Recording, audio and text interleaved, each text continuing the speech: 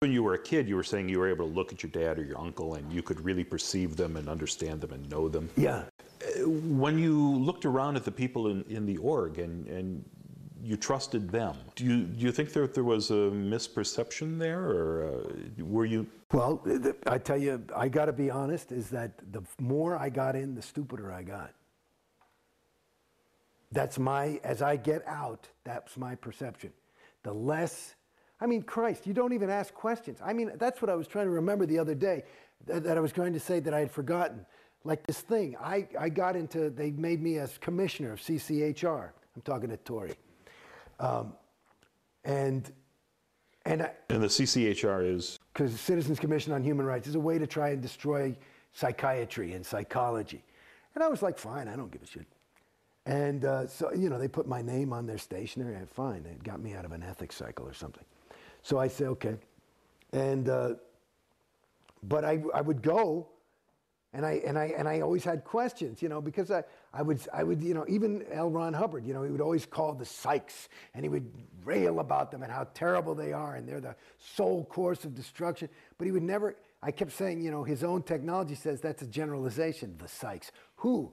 Psychs on the whole track. That means all psychiatrists for billions of years in the history of theta. You know, it's like, it's so general, and that would be that's a characteristic of a suppressive person, is one who speaks in generalities. And another one is somebody, a person who has overts, which are sins or crimes committed, is somebody who's, you know, antagonistic or angry. And he seemed very antagonistic and angry about psychs. So I was thinking he must have, you know, overts on him, and he's speaking about them in generalities. But the thing about, I was thinking about that I went over to CCHR and got tours ad infinitum by the directors, this woman, Jan Eastgate, and I would ask questions and she'd write me up in ethics chits and shit, and I'd say, fine, yeah, I got the question, I don't fucking know. But I would say, if you want me to represent Scientology's viewpoint, and you go to their museum, it's all the psychs are bad, this is a bad thing, and Hitler, and they're responsible for child pornography and rape, and it's all the psychs. And I say, okay, that's their viewpoint. I say, but if I'm going to get into a discussion, you know, if you want to prepare me to be a spokesman for this shit, I got to know the other side. So, and I kept asking, can you give me the other side? And they won't give it to you. And every time I would push it, I'd be like, honey, there's no way to get into the argument. You know, they're not, if it's all this is true, there wouldn't be anything. I got to know their viewpoint. How am I going to win the argument?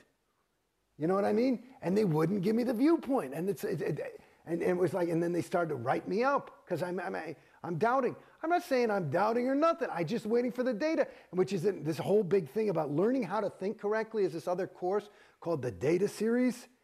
And basically you have to get all the data.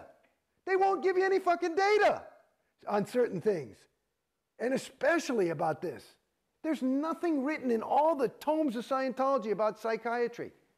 Nothing other than the psychs are responsible for all your sexual problems because they implanted you as a thetan 10 years ago. And I realized that on my research of OT10. Oh, well, then it must be true because LRH says it's so. I mean, it's really, you see how at a certain point you get conned. And I was saying, where's the fucking data? I'd say to everybody. And they'd show you, and nobody's allowed to tell you anything. So they pull out a reference. They always pull out this fucking reference called pain and sex. And there's like, he's talking about pain and sex are these things that are really just dogging people and bothering them. And it's a really difficult thing that we're trying to help you with in Scientology. And basically, there's maybe 2 sentences in there where LRH says, through my research on the whole track of OT something or other, I've just discovered that this is all because of psychs. And that's the reference they tell you to prove that the fucking Hitler and rape is a thing. And I'm like, honey, that doesn't quite handle it, you know, but they don't get it. Now, I look at this as an outsider, and to me, and I don't have a vast knowledge of this, but it seems like the psychiatric field sprung forth in the 1800s, or not, you know, thousands of years ago or millions of years ago. How are there psychs on the whole track?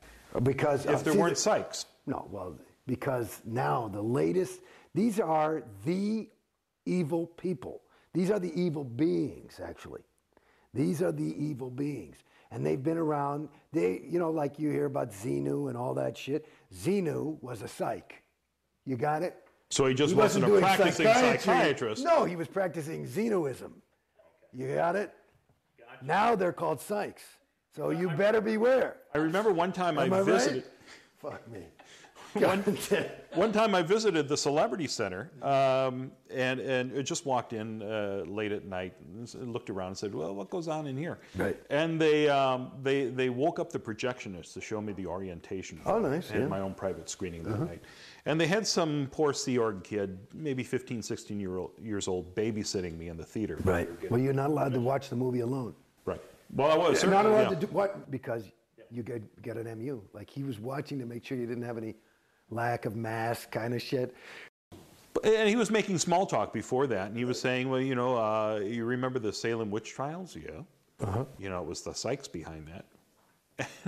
Well, I don't think there were psychiatrists back then. And he went, oh, no, not the psychs. I mean the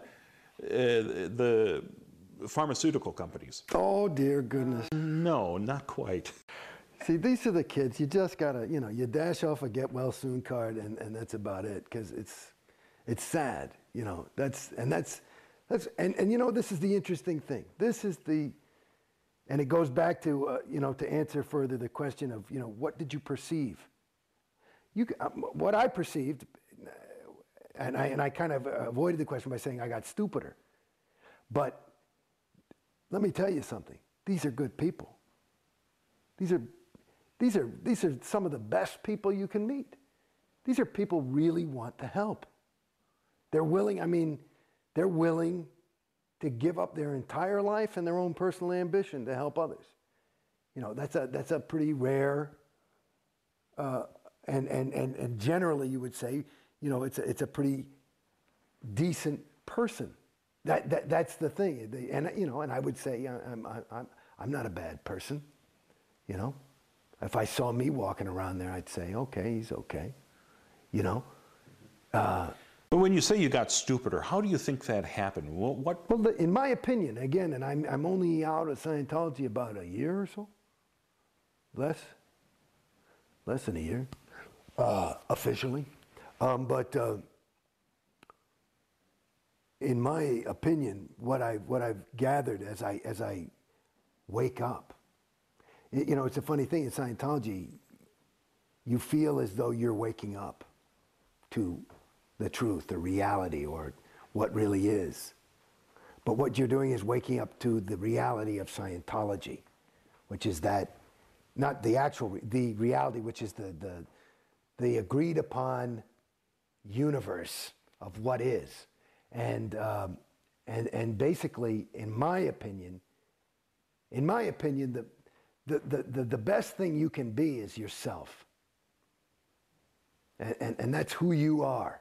And that, there's degrees to which you can actually become yourself.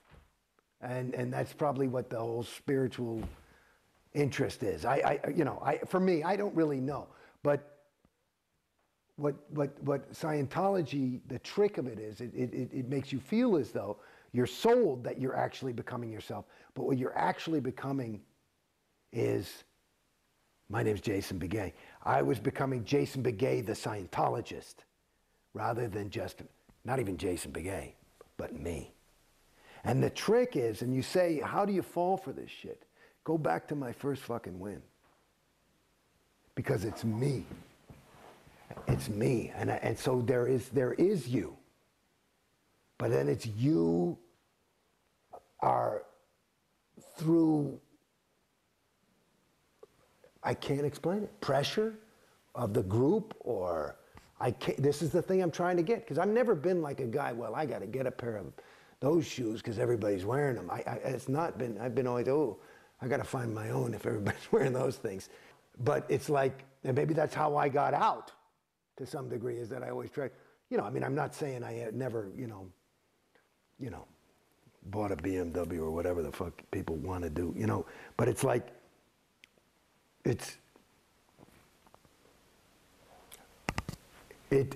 me, it gives you a way of thinking that,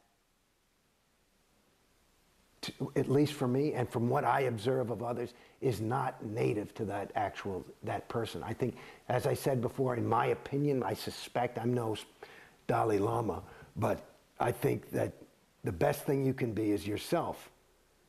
And that if you can do that truthfully, it'll be beautiful and successful and interesting. I don't know about success, like how you define it, but it'll be a worthwhile time spent. And what happens is you are sold, and again, the trap is good because you sell it to yourself.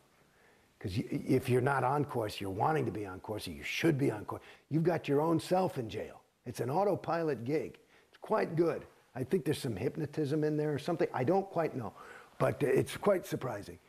And so at the end of the thing, you end up being, like here's an example. You start the ethics technology. So you start thinking, okay, and you start thinking in terms of the conditions of existence that he laid out, and that these are behaviors. And so now you're not just going, you know what the fuck, I think I need to take a walk, and I think I got to become, I'm going to be an insurance salesman, and that's my truth. It's, you have to go through these steps and do this. It's like retarded. It's not true. It's not true. And I did ethics cycles and conditions, and nothing changed. I've seen people who've done them and they've changed, so I don't know, whatever. But there's a placebo effect. I don't quite know.